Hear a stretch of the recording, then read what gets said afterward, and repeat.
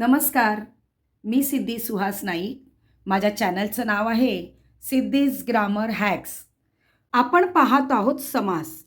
समासाचे मुख्य 4 प्रकार: अव्ययीभाव समास, तत्पुरुष समास, द्वंद्व समास आणि बहुव्रीही समास. पहिल्या भागात आपण पाहिलं अव्ययीभाव समास.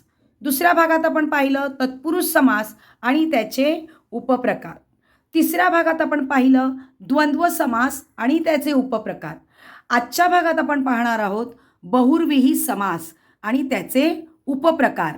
पहिला विभक्ती बहुव्रीही, दुसरा नय बहुव्रीही, तिसरा सह बहुव्रीही आणि चौथा प्रादी बहुव्रीही. समासाचा शेवटचा प्रकार बहुव्रीही समास. यामध्ये दोन्ही पद महत्त्वाची नसतात, पण या दोन्ही पदांतून तिसराच अर्थबोध होतो आणि शक्यतो बहुव्रीही समासामध्ये आध्यात्मिक नावे किंवा शब्द अधिक असतात. उदाहरणार्थ बघा इथे नीळकंठ. निळा आहे कंठ ज्याचा असा तो. असा कोण आहे तर शंकर. इथे ह्या दोन्ही पद, हा निळा आणि हा कंठ, याला इथे महत्त्व नाही दिलेलं आहे. महत्त्व कशाला दिलं आहे तर हा कोण आहे, यातून कोणाचा बोध होतोय तर शंकराचा बोध होतोय. आता दुसरं बघा अनंत. नाही अंत ज्याला असे ते. काय तर अनंत.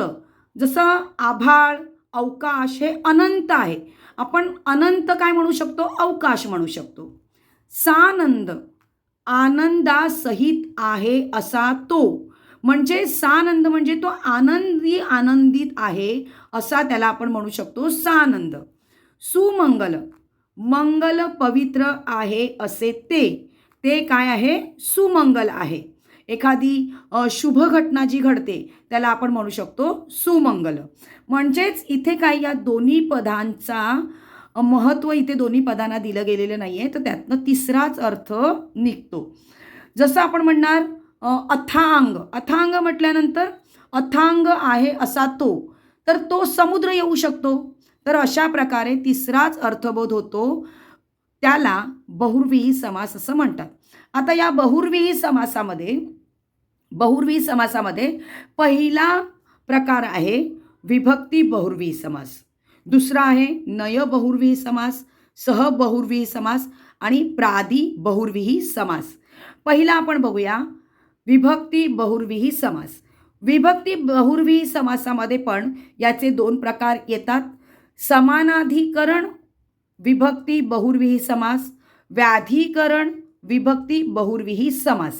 आता आपण बघूया यांची उदाहरणं. समानाधिकरण विभक्ती बहुव्रीही समास म्हणजे काय की ज्याची दोन्ही पदे सारखी विभक्तीची असतात. आता उदाहरणार्थ बघा इथे लक्ष्मीकांत. लक्ष्मी आहे कांता ज्याची असा तो. कांता म्हणजे पत्नी. ठीक आहे, कांता म्हणजे पत्नी. आता लक्ष्मीकांत. लक्ष्मी एक पहिलं पद आहे, दुसरं कांत हा दुसरं पद आहे, पण याच्यातून अर्थबोध होतो विष्णू. लक्ष्मीकांत आपण कोणाला म्हणतो, विष्णूला म्हणतो. पण आता महत्त्वाचं याच्यात बघा काय, समानाधिकरण विभक्ती बहुव्रीही आपल्याला ओळखायचं आहे. याच्यामध्ये पहिलं आलं लक्ष्मी, त्याच्यानंतर आलं कांता. आता लक्ष्मी ही प्रथमा आहे, कांता हे पण प्रथम आहे. आता तुम्हाला मी ह्याच्या आधीच्या व्हिडिओत सांगितलं आहे विभक्तीचे प्रकार: प्रथमा, द्वितीया, तृतीया, चतुर्थी, पंचमी, षष्टी, सप्तमी आणि संबोधन शेवटचं. तर याच्यामध्ये ही जी लक्ष्मी हा जो शब्द आहे हा प्रथमा विभक्तीमध्ये येतो. कांता जो आहे हा प्रथमा विभक्तीमध्ये येतो, कारण इथे कोणत्याही प्रकारचं प्रत्यय लागलेलं नाही. ठीक आहे, तर आता या लक्ष्मीकांतामध्ये प्रथमा विभक्ती आली म्हणजे दोन्ही पदं सारख्या विभक्तीची आहेत. मग लक्ष्मीकांता हे कशामध्ये जाणार, समानाधिकरण विभक्ती बहुव्रीहीमध्ये. लंबोदर. लंब आहे उदर ज्याचे असा तो. तो कोण, गणपती. आता बघा लंब याला कोणत्याही प्रकारची विभक्ती नाही लागलेली आहे, प्रत्यय नाही लागलेला आहे. याला पण कोणत्याही प्रकारचा प्रत्यय नाही लागलेला आहे. ज्याला कोणत्याही प्रकारचा प्रत्यय लागत नाही ती विभक्ती होते प्रथमा. मग हा प्रथमा हे प्रथमा दोन्ही प्रथमा विभक्ती आली आहे, म्हणून ती जाणार समानाधिकरण विभक्ती बहुव्रीहीमध्ये. आता व्याधिकरण विभक्ती बहुव्रीही म्हणजे काय, तर दोन्ही विभक्ती वेगवेगळ्या असतात. आता इथे बघा, गजानन, गजानन, गजाचे आहे आनंद ज्याचे असा तो, कोण, गणेश, गणपती. आता इथे बघा, पहिला जो शब्द आहे, पहिलं जे पद आहे त्याला चे लागलंय. चा, ची, चे हे कोणत्या विभक्तीमध्ये येतं, षष्टी विभक्तीमध्ये येतं. आनंद इथे कोणत्याही प्रकारचा प्रत्यय लागलेला नाहीये, म्हणजे तो प्रथमा विभक्तीमध्ये आला. म्हणजे या वाक्यामध्ये जेव्हा या गजानन या सामासिक शब्दाची आपण फोड केली, विग्रह केला, त्यावेळेस पहिल्या पदाची विभक्ती आली षष्टी आणि दुसऱ्या पदाची विभक्ती आली प्रथमा, आणि म्हणून हे जाणार व्याधिकरण विभक्ती बहुव्रीही. चक्रपाणी, चक्र आहे पाणी ज्याच्या असा तो, विष्णू. चक्र इथे प्रथमा विभक्ती, पाणी त, त प्रत्यय लागलाय, ही सप्तमी विभक्ती. म्हणजे अशा प्रकारे इथे प्रथमा आणि इथे सप्तमी अशा दोन विभक्त्या आल्या आहेत. म्हणजे असे सामासिक शब्द जाणार व्याधिकरण विभक्ती बहुव्रीहीमध्ये. तर अशा प्रकारे विभक्ती बहुव्रीही लक्षात ठेवायची आहे. आणखीन एक जरा सांगते बघा. पाणीत म्हणजे काय, तर हस्त, कर किंवा हात म्हणतात त्याला. बघा इथे पाणी दुसरी वेलांटी आली तर त्याला जल किंवा उदक हा समानार्थी शब्द लिहायचा आहे. पण असा पाणी जर आला, पहिली वेलांटी आली, तर त्याचा अर्थ समानार्थी अर्थ होतो हस्त किंवा कर किंवा हात. तर हा गोंधळ परीक्षेला करायचा नाही आहे. हा समानार्थी शब्दांसाठी मी तुम्हाला एक आठवण म्हणून करून दिलेली आहे. अशा प्रकारे विभक्ती बहुव्रीही समासाची ही अशी अनेक उदाहरणं आहेत, ती तुम्ही पाहून घ्यायची आहेत. त्यानंतरचा बहुव्रीही समासाचा दुसरा प्रकार आहे नय बहुव्रीही समास. नकार दर्शवणारे शब्द अन, न, ना, नी, बे, गैर शब्दांच्या सुरुवातीला येतात. उदाहरण बघा इकडे, निर्बळ, बळच्या आधी लागलं नी, मग त्याचा अर्थ पूर्णपणे बदलला, नाही बळ ज्याच्या पाशी असा तो. अखंड, खंडच्या आधी अ लागला, नाही खंड ज्याला असा तो. अशा प्रकारे नी, ना, नी अशा प्रकारे जे शब्दाच्या पुढे उपसर्ग लागतात त्यांना आपण म्हणतो नय बहुव्रीही समास. पण जराशी एक आठवण तुम्हाला देते, थोडंसं मागे जाऊया. तुम्हाला आठवत असेल तर बघा, इथे बघा मी असं म्हटलंय असत्य, नाही सत्य ज्यात असे ते. जेव्हा या असत्याची विग्रह किंवा फोड अशी होते तेव्हा तो नय बहुव्रीही समासामध्ये जाणार. परंतु जर या असत्याचा विग्रह किंवा फोड जर अशी झाली सत्य नसलेला, तर तो जाणार नय तत्पुरुष समासामध्ये. थोडंसं पुन्हा एकदा मागे जाऊया.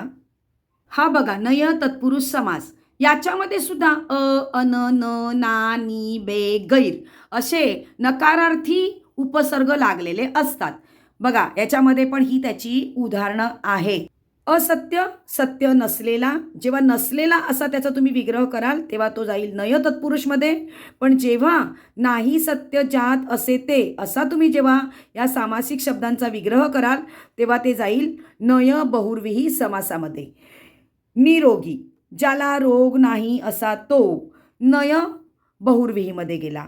आणि निरोगी याची जर फोड तुम्ही अशी केली रोगी नसलेला, तर ते जाणार नय तत्पुरुष समासामध्ये.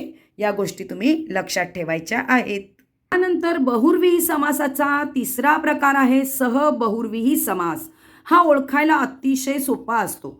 त्याच्यात शब्दाच्या पुढे ना स, सह असं आलेलं असतं, किंवा शब्दांची जर आपण फोड केली म्हणजे विग्रह केला तर सहित या शब्दाचा वापर तिथे केला जातो. उदाहरण बघा इथे, सबल, बलाच्या आधी काय लावलं स, तर बलाने सहित असा तो. सफल, फलाने सहित असा जो. सहपरिवार, परिवाराने सहित असा जो. बघा ज्या शब्दाच्या पुढे स आणि सह येतं ते डोळे झाकून तुम्ही काय करायचं, सहबहुव्रीही समासामध्ये लिहायचं आहे. परंतु त्याचा विग्रह करताना सहित या शब्दाचा वापर करायलाच हवा. आता यानंतर बहुर्विही समासाचा शेवटचा प्रकार आहे प्रादि बहुर्विही समास. यात प्र, परा, अप, सु, दूर, वि या शब्दांनी त्यांची सुरुवात होते. बघा इथे सुमंगल, मंगल आहे असे ते. प्रबळ, अधिक बलवान असा तो. विख्यात, विशेष ख्याती असलेला असा तो. दुर्गुणी, गुणांपासून दूर असलेला असा तो. बघा हे दूर. परावलंबी, अवलंबून आहे दुसऱ्यावर असा तो. अशा प्रकारे शब्दांच्या सुरुवातीला प्र, परा, अप, सु, दूर, वि असे जेव्हा शब्द येतात तेव्हा त्यांना आपण म्हणणार प्रादि बहुर्विही समास. अशा प्रकारे ही चारही बहुर्विही समासाची उदाहरणं आहेत. परंतु बाळांनो, तुम्ही घाबरून जाऊ नका. इयत्ता 10वी आणि 12वी बोर्डाच्या परीक्षेला तुम्हाला बहुर्विही समासाची शक्यतो उपप्रकार विचारले जात नाहीत. तुम्हाला बहुर्विही समास कोणता आहे तो ओळखायला विचारतील किंवा तुम्हाला सांगतील याचा तुम्ही विग्रह करा. मग त्यावेळेला निळा आहे कंठ असा ज्याचा असा तो, नाही अंत ज्याला असे ते, आनंदासहित आहे असा तो, अशा प्रकारे तुम्ही त्याचा विग्रह करायचा आहे. आणि बहुर्विही समास ओळखताना शक्यतो तुम्हाला अशी देवांची म्हणजे आध्यात्मिक नावं शक्यतो तुम्हाला येतील आणि अशा प्रकारची नावं तुम्हाला सामासिक शब्द तुम्हाला येऊ शकतात. याच्याकडे तुम्हाला लक्ष ठेवायचं आहे. माझा आजचा हा व्हिडिओ तुम्हाला आवडला असेल तर शेअर करा, लाईक करा आणि माझ्या या चॅनलला सिद्धीज ग्रामर हॅक्स या चॅनलला सबस्क्राईब करा. धन्यवाद.